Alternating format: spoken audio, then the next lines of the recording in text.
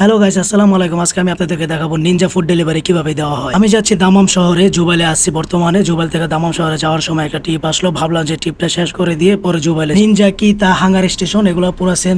এগুলো টার্গেট থাকে মাসে 400 450। যদি টার্গেট পূরণ করা যায় তবে আপনার 5,000 রিয়াল বেতন দিবে। যদি প্রতি মাসে আপনি অর্ডার কমপ্লিট করতে না পারেন তাহলে আপনার বেতন তো পুরো আসবেই না, বরঞ্চ প্রতি অর্ডারে আপনার টাকা কাটা হবে। তো কথা বলতে বলতে আমরা এক পর্যায়ে চলে আসলাম সৌদির বাসার সামনে। এটাই আমাদের সেই লোকেশন। এখন সৌদিরে কল দিব, দেখি সৌদি কি বলে। هلو السلام عليكم.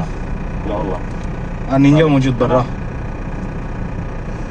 اوكي دور اول في رقم 3. كم انجلش؟ সৌদিরে কল দিলাম, সৌদি ফোন ধরে বললো যে ফার্স্ট ফ্লোর 3 নম্বর দরজা। এখানে অনেক সৌদি আছে যারা আরবি বলে কিন্তু ইংরেজি মোটেও পারে না, এদের সাথে একটু অনেক ঝামেলা হয়ে যায়, কিন্তু তারপরে ওগুলো বুঝে নিতে হয়। তো সাদিকে ফুডটা নিয়ে চলে গেল সৌদির বাসায়, আর আমি গাড়ির ভিতরে বসেছিলাম। বসেই আপনাদের সাথে আর কি একটু গল্প করলাম। এই হচ্ছে সৌদি আরবের ফুড ডেলিভারি, ঠিক আছে? মানে সৌদি আরব একটা যন্ত্রণা কি জানেন, যে এরা সব আরবিতে কথা কয়, ইংরেজি এরা অতটা ভালো বুঝে না, ঠিক আছে? আর যে পরিমাণ প্যারা পায়, ঠিক আছে? তো এটা হচ্ছে নিনজা, যেটাতে টিপ মারা হইতেছে, এটা হচ্ছে নিনজা। তো আপনারা যদি মারতে চান তো আসতে পারেন।